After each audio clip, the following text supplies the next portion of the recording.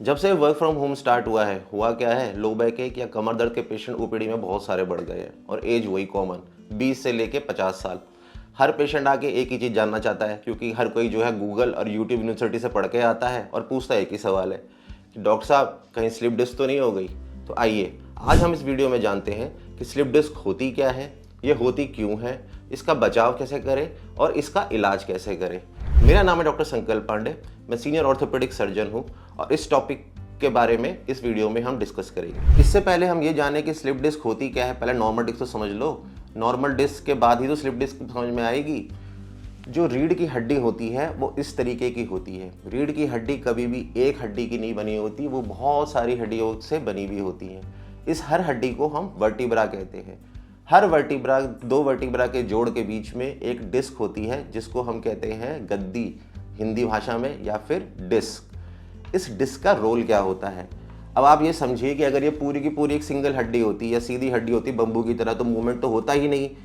इस डिस्क के कारण आपकी स्पाइन को फ्लेक्सिबिलिटी मिलती है, मूवमेंट होगा भाई साहब, तभी तो डिस्क बनेगी। डिस्क का रोल क्या है, इसके ऊपर जो है आप मूवमेंट कर पाओगे, आगे पीछे मुड़ पाओगे, नीचे झुक पाओगे, ठीक है।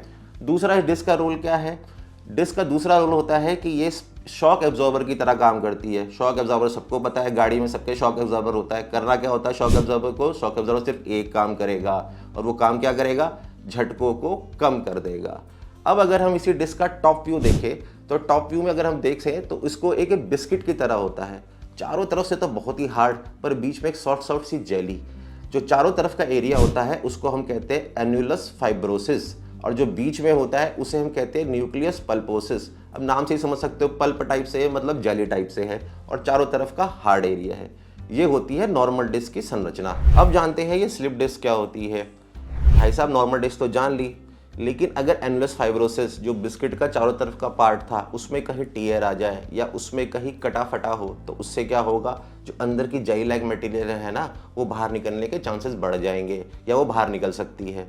अब उससे फ़र्क क्या पड़ेगा, तो भाई साहब वर्टिब्रे का सबसे बड़ा काम एक ये होता है कि ये स्पाइनल कॉर्ड है। स्पाइनल कॉर्ड दिमाग से एक एक्सटेंशन होता है जो नसों का होता है, पूरी नस की तंत्रिका वर्टिब्रे के स्पाइनल कॉर्ड जिसे हम बोलते हैं वो स्पाइन के अंदर ही होती है।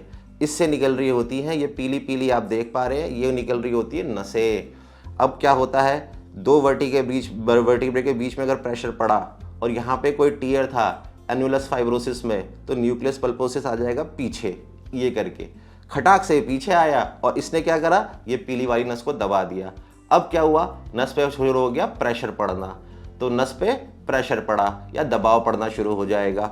फिर से देखते हैं, दो वर्टिब्रे के बीच में अगर हमें झटका लगा या प्रेशर पड़ा और खटाक से ये बाहर आया न्यूक्लियस पल्पोसस, क्योंकि भैया एनुलस जो बिस्किट जो बताया था वो तो टूटा हुआ था, तो जेली आ गई बाहर और बाहर आके इसने नसों को दबा दिया।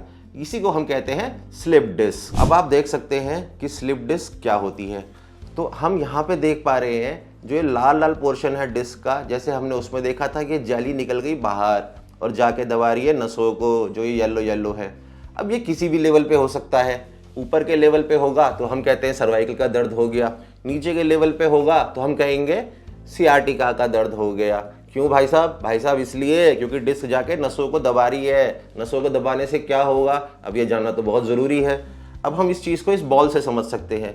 ये बॉल है हमारे पास, हमने इसे मारा और ये जलने लग गई। ऐसा क्यों हुआ, क्योंकि इस बॉल के अंदर थे सेंसर्स, और सेंसर्स का काम क्या होता है कि उस पर पड़ा प्रेशर और बॉल ने लाइट जलानी शुरू कर दी। इसी तरीके से हमारे शरीर के अंदर जो नसें होती हैं उसमें लगे होते हैं सेंसर्स। जब भी नस पे प्रेशर पड़ेगा वो एक ब्रेन को सिग्नल भेजेगी कि भैया कहीं तो दर्द हो रहा है। इसके कारण क्या होगा, अगर वो नर्स सर्वाइकल में दब रही है तो दोनों हाथों में झुंझुनी होनी शुरू हो जाएगी, चींटियां रेंगनी शुरू हो जाएगी, नंबनेस शुरू हो जाएगी या सुनपना शुरू हो जाएगा, करंट की लहर दौड़नी शुरू हो जाएगी। इसी तरीके से अगर सियाटिका का पेन है तो वो दोनों पैरों में जाना शुरू हो जाएगा, दोनों पैर सुन्न होने शुरू हो जाएंगे, झुंझुनी शुरू होनी शुरू हो जाएगी, नंबनेस आनी, सुन्नपना आना शुरू हो जाएगा, करंट की लहर दौड़नी शुरू हो जाएगी। जहाँ जहाँ वो नस सप्लाई करेगी वहाँ वहाँ आपको दर्द होना शुरू हो जाएगा, और वो दर्द जो होगा पूरा रेडिएट करेगा। रेडिएट मतलब कमर से शुरू होगा और जहाँ जहाँ वो नस सप्लाई कर रही है भाई साहब पूरे रास्ते में दर्द करेगा। तो ये सोच के रखना कि अगर स्लिप डिस्क हुई है तो वो दर्द तो पूरा पूरा जाएगा। अगर ऐसा दर्द जा रहा है या दर्द रेडिएट कर रहा है तो ही आपको स्लिप डिस्क है।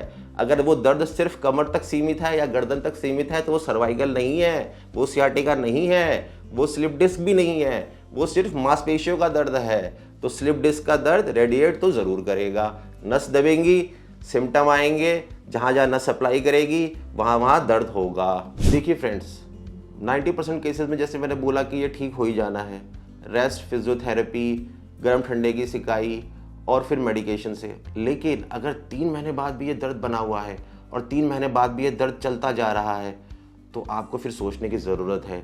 एक तो एमआरआई बहुत ज़रूरी है कि डिस्क कितनी बड़ी है और कितनी ज़्यादा नसों को दबा रही है, ये सोचना बहुत ज़रूरी है। क्यों? क्योंकि अगर डिस्क इतनी बड़ी है और इतनी ज़्यादा नसों को दबा रही है कि इतना सब करने के बाद भी ये दर्द ठीक नहीं हुआ तो ये तो ऑपरेटिव केस हो जाता है। या फिर अगर आपके पैर में बहुत ही ज़्यादा सुनपना है, उंगलियां जो है बिल्कुल ही सुन हो गई हैं, या फिर उसकी पावर कमज़ोर हो गई है, ये आपका डॉक्टर आपको बता सकता है। एक ढंग के डॉक्टर से ट्रीटमेंट करवाइए, वो ये सिम्टम्स देख लेगा और आपको सजेस्ट करेगा कि ये सर्जरी के लिए रिक्वायरमेंट है या नहीं है। अब आप पूछेंगे सर्जरी क्या होगी? तो सर्जरी अगर आप यंग एज के हैं तो उसमें होती है माइक्रो डिस्केक्टमी। अब आप पूछेंगे इतना लंबा चौड़ा नाम, ये हुआ क्या? माइक्रो मतलब छोटा सा इंसिजन, इतने से इंसिजन मारेंगे, उसके थ्रू जो डिस्क बाहर निकली हुई थी उस डिस्क को काट के हम हटा देंगे और नसों का जो प्रेशर पड़ रहा था वो भी हट जाएगा, काम खत्म, मामला हजम। तो ठीक है, समझ में आ गया हमें माइक्रो डिस्केक्टमी हुई क्या।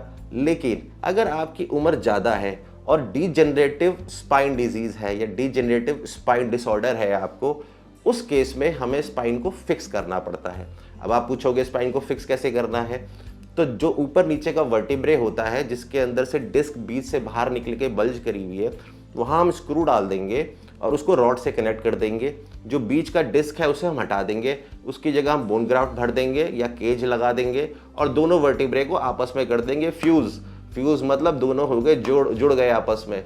सबसे पहले क्या बताया था, डिस्क क्या करती है? मोबिलिटी प्रोवाइड करती है। डिस्क गई, मोबाइल जॉइंट रह ही नहीं गया। लेकिन भाई साहब इतनी सारी वर्टिब्रे हैं, मोबिलिटी तो रहेगी, एक जोड़ी तो खत्म किया है हमने, कोई बात नहीं, जोड़ खत्म हुआ, खत्म हो गया। लेकिन जो जोड़ की वजह से गद्दी खिसक के जो नसों को दबा रही थी वो तो खत्म होगी। अब नस पे ना रहा प्रेशर और ना रहेगी आपके सिम्टम्स, तो आप जो है ट्रीटमेंट की तरफ बढ़ गए और आपको हो गया पेन रिलीफ। तो ये होती है सर्जरी। इस वीडियो में हमने स्लिप डिस्क के बारे में जनरल इन्फॉर्मेशन तो सारी ले ली, लेकिन आप पूछेंगे भैया स्लिप डिस्क मुझे है या नहीं है, ये सब तो पता चल गया, इलाज ही पता लग गया, लेकिन इसे प्रिवेंट कैसे करूं, इसको रोकूं कैसे? इसको जानने के लिए हमारी अगली वीडियो का इंतज़ार करिए। उससे पहले हमारे वीडियो को लाइक करिए, चैनल को सब्सक्राइब करिए और कोई पेशेंट जो आपके आसपास हो या कोई आपका रिश्तेदार हो जो इस प्रॉब्लम से परेशान है उसको ये वीडियो ज़रूर शेयर करिए। Thank you.